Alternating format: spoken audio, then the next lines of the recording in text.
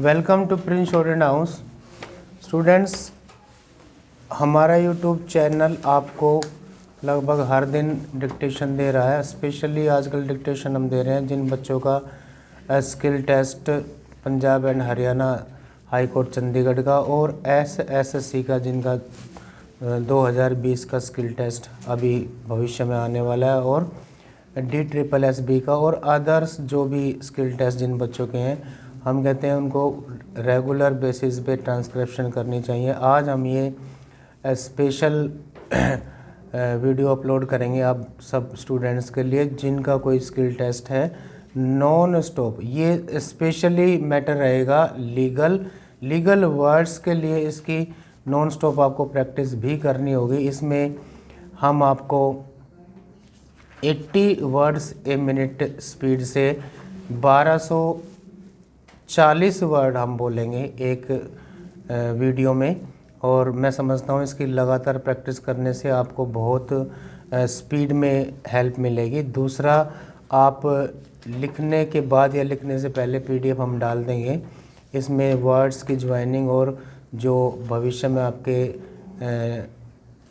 Legal dictations जो आने वाली हैं उसमें जो रेगुलर यूज़ होते हैं उन वर्ड्स की प्रैक्टिस के लिए इसको रेगुलर लिखिए और प्रैक्टिस कीजिए। तो हम स्टार्ट करते हैं।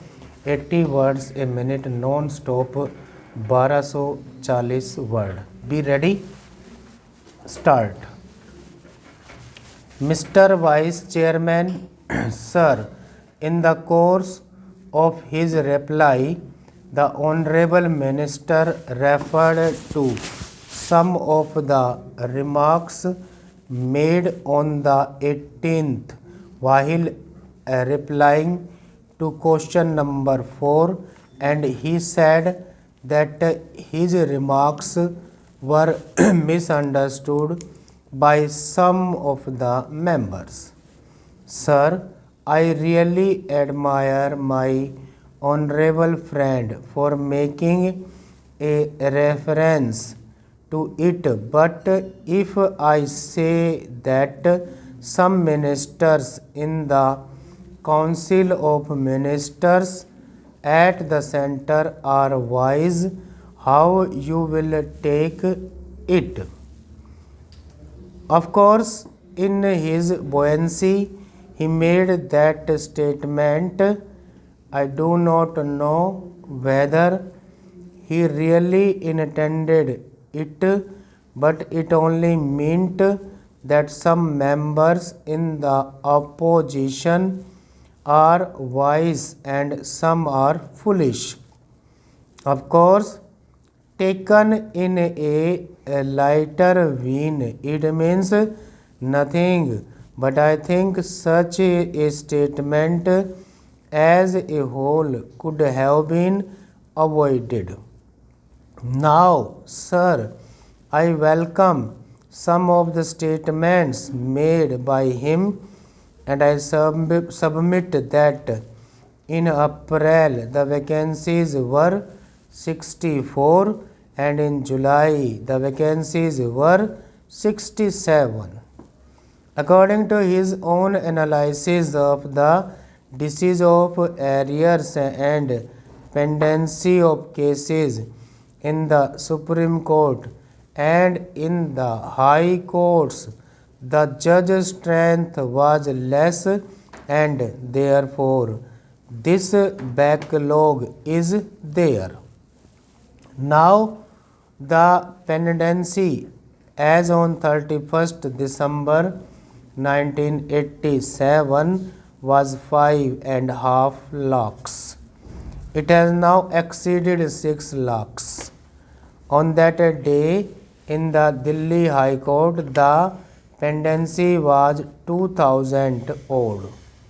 Now the pendency is over 25,000.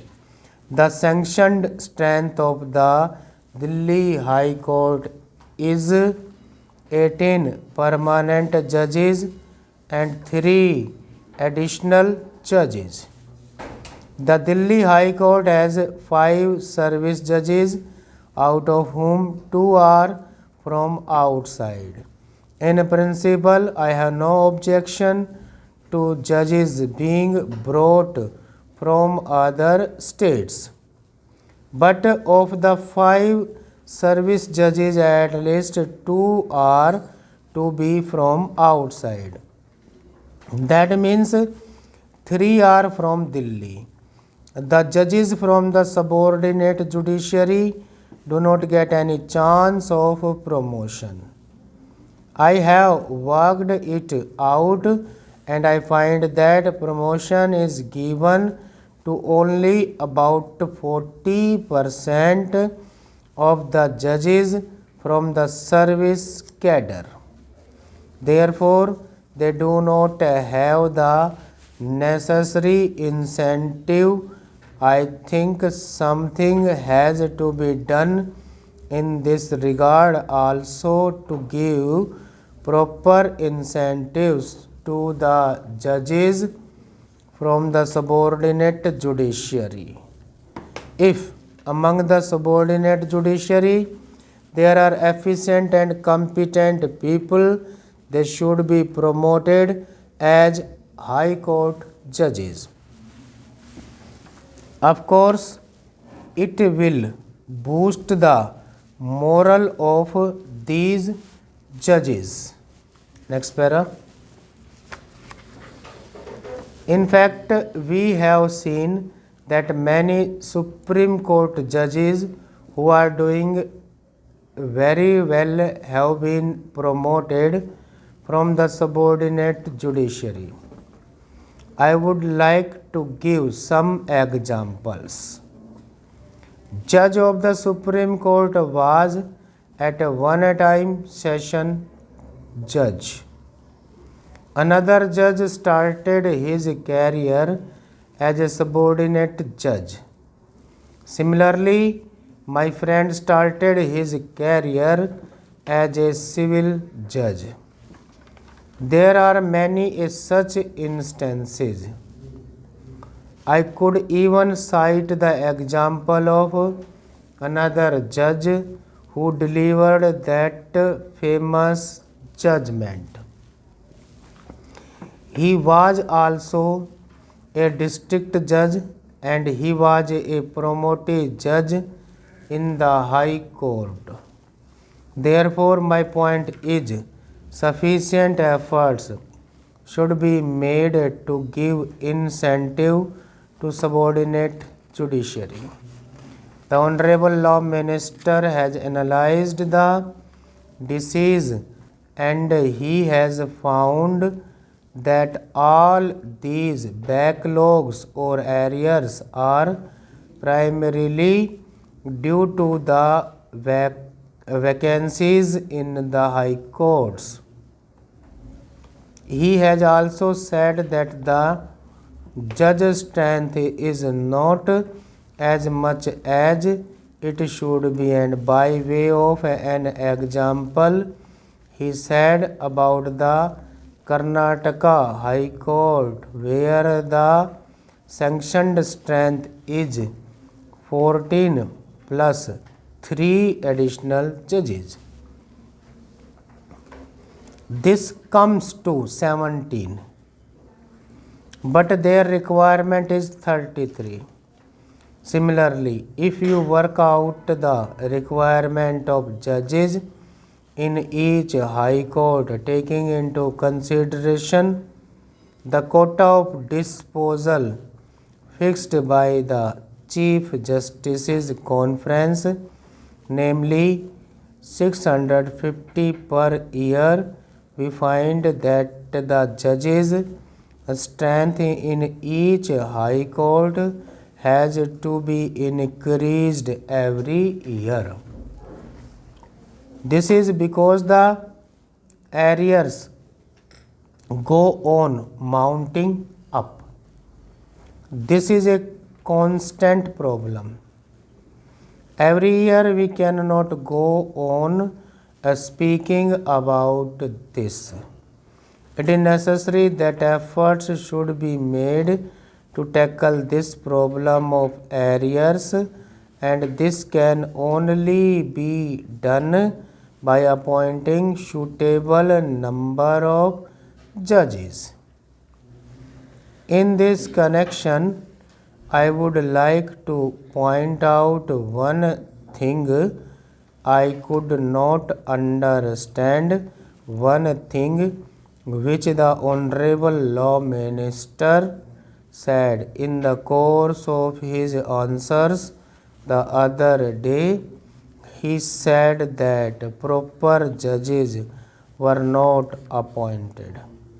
I could not really understand what he meant by the words proper judges. For the appointment of judges, there is a specific provision in the Constitution. Certain minimum qualifications must be there. Firstly, a recommendation is made by the state government in consultation with the Chief Justice of the concerned High Court. Then the appointment is made. All this is known to the Honorable Law Minister. The same procedure has been followed. Therefore, when he made this observation that proper judges were not appointed, I would expect a gentleman like my friend who now occupies the office of the Law Minister not to make such statements which may create confusion in the minds of the people and the House. Next para. Mr. Vice Chairman, Sir, I am happy that this discussion is taking place on the question of the problem of arrears, because there is no doubt that if this is the most serious problem that the entire system of administration of justice facing today, then it is the problem of arrears. Evidently, it is on account of these arrears that delays take place in settling the disputes, and if delays take place in settling the disputes, the very purpose of settling them really becomes difficult. If a person has a legal problem and somebody is contravening his legal right, unless he can have the redress within a reasonable time, hardly any purpose would be served by providing a procedure for redressal of grievances. I am entirely in agreement with the Honorable Member who has spoken on this half an hour discussion, highlighting the problem of arrears pending in various courts. Now, sir, as I submitted in this House on the last occasion when this matter was being discussed in answer to a question, I had pointed out, and I still remain my view, that the most important factor which is responsible for these delays in the high courts and of these growing arrears in the high courts is because of not having sufficient judge strength in the various high courts.